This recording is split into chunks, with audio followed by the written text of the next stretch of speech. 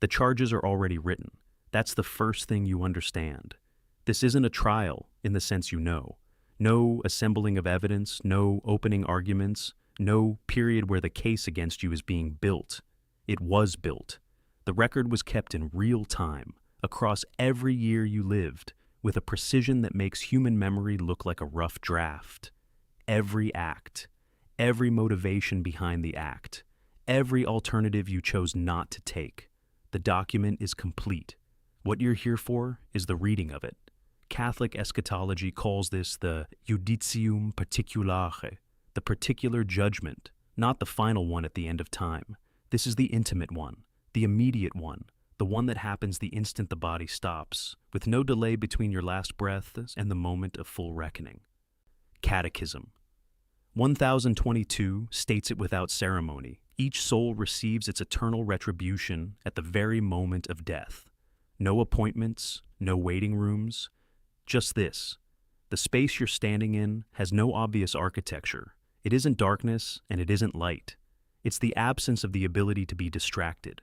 Everything you ever used to avoid thinking clearly, noise, movement, sensation, the body's needs, is gone.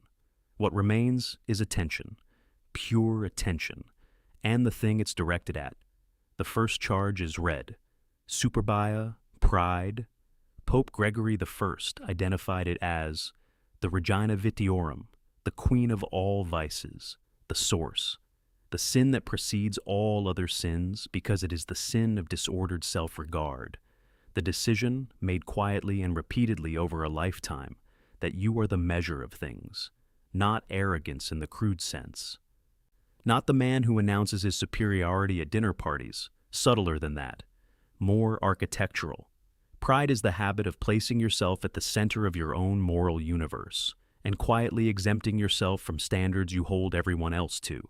It's the thing Aquinas called inanis gloria, vain glory, the appropriation of credit that belongs elsewhere, the refusal to register your own smallness. The charge isn't that you thought highly of yourself. The charge is the moments you let someone smaller than you feel worthless. Because in that specific exchange, their diminishment confirmed something you needed to believe about yourself. The look you gave, the tone you used, the dismissal that wasn't loud enough to call cruelty, but was precise enough to land exactly where you aimed it. Standing here, you can't contextualize it. You can't place it inside the narrative of who you were, what you were going through, how you've changed. The moment exists cleanly, without your interpretation, and it's smaller than you remember it being. That's the thing about pride. It convinced you your worst moments were somehow proportionate. They weren't. Avaritia, greed. Gregory defined it in the Moralia, in Job, as encompassing not just the hunger for wealth, but for dominion, the need to acquire, to secure, to possess more than need requires, because surplus feels like safety, and safety feels like control.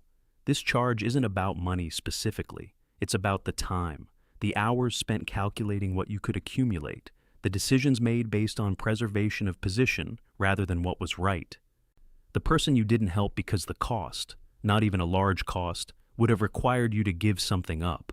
The charity that felt good to perform when it cost you nothing and felt intolerable to perform when it actually cost you something. Greed, as the court names it, isn't just what you took, it's what you held back. The parable of the rich man and Lazarus from Luke 16 didn't condemn the rich man for active cruelty. He didn't harm Lazarus. He just stepped over him every day. The sin was the stepping over, the decision, made daily, that his surplus had a higher claim than another person's need. You know the specific moment they mean. You've known for years. You just stopped looking at it. Luxuria, lust. This is the one you expected, the one the tradition treats with the most fire and the most shame. The court is not interested in shame. What lust represents precisely in the theological framework is the disordering of the human capacity for love, the reduction of another person from a subject, with interiority and consequence, to an object of appetite.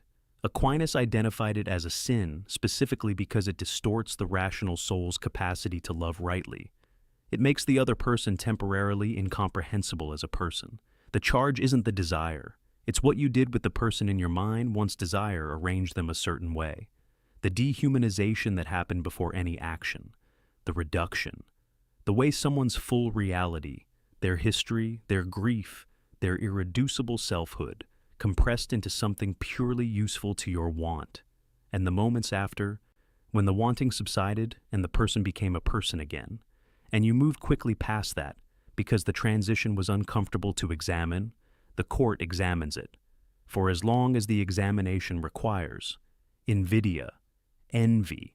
Aquinas called it tristitia de bono alieno, sorrow at another's good. Not anger, not competition, sorrow. The specific ache of someone who cannot absorb another person's success without it feeling like an argument against their own worth. This is the sin that wears the most masks. It called itself concern when you circulated bad news about someone doing well. It called itself honesty when you found the flaw in someone's achievement. It called itself humor when you reduced someone down to a single failure in a room full of people who were glad to laugh. The court names it by what it actually was. Not a moment of weakness, a pattern. Pope Gregory ranked envy second only to pride in the hierarchy of vices, precisely because it derives from pride. The soul that has placed itself at the center cannot tolerate the evidence that the center is elsewhere. Every success witnessed becomes a subtraction. Every good thing that happens to another person is experienced as a verdict. You told yourself it motivated you. It didn't motivate you. It corroded you. The person who received less of you because you couldn't forgive them for something good that happened to them. They're in the record too. Not what you did to them. What you withheld. Gula, gluttony. The tradition defines it broadly. Gregory's original formulation wasn't about overeating. It was about the disordered relationship with appetite in general, consuming more than needed, consuming too eagerly, consuming in ways that made the satisfaction of want the organizing principle of your attention.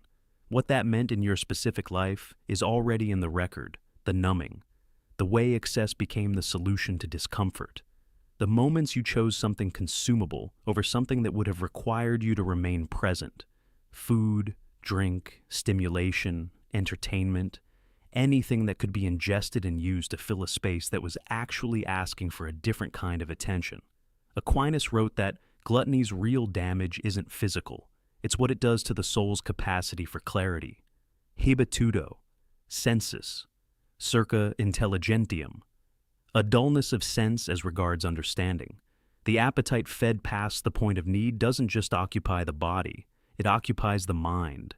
It substitutes sensation for meaning. What you didn't think about because you were busy consuming something instead. That's the charge, not what you ate, what you didn't do while you were eating. IRA, wrath. This is where the register changes. The earlier charges had the quality of exposure, uncomfortable, precise, but survivable. You could see yourself in them and imagine arguing back. Wrath is different. The court lays out not just what you did in anger, but the architecture of it. The way it wasn't always explosive. Sometimes it was cold, deliberate. The specific withdrawal of warmth, calculated to punish. The cutting remark wrapped in calm that was designed to damage without looking like damage. The refusal to forgive not because you couldn't, but because holding the debt gave you leverage. Gregory identified wrath as the sin most likely to destroy the rational soul's capacity for judgment. Turbata ratio, disturbed reason. Once wrath organizes the interior life, everything gets filtered through its logic. Every slight is enlarged. Every person connected to a grievance becomes the grievance. The faces in the record now aren't abstract. These are people you knew, people who came to you and found something hostile in the place where something else should have been. People who learned through trial not to approach you in certain moments. Children learn this about parents faster than anyone. The record reflects what was learned. Acedia, sloth. This is the last charge. And standing here, with the weight of everything that preceded it, sloth sounds like the smallest word. It isn't. The Desert Fathers, the 4th century monks who first systematized these vices for the Western Church, had a different name for it, acedia. Aquinas defined it as tristitia de bono spirituali, sorrow about spiritual good, not laziness in the common sense, something more precise and more devastating. The refusal to care about the things that are worth caring about, the spiritual inertia, the decision, made below the level of decision, to remain exactly where you are. This is the sin that makes all the others permanent, because every other sin on this list had a corresponding invitation, a moment when the soul could have turned towards something better, some quality of attention or effort or love that was available to you, that you were built for, and that you declined, not dramatically, quietly. The life you could have built with the gifts you were given is in the record, not as an accusation of what you failed to achieve, as a precise accounting of what was possible, what was within reach, and what you chose instead.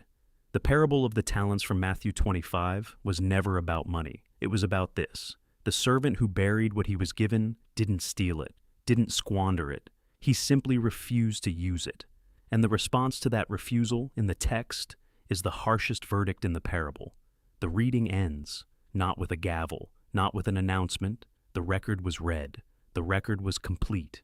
And in the space after the last charge, there is no more argument available, not because argument is forbidden, but because there is nothing left to argue with.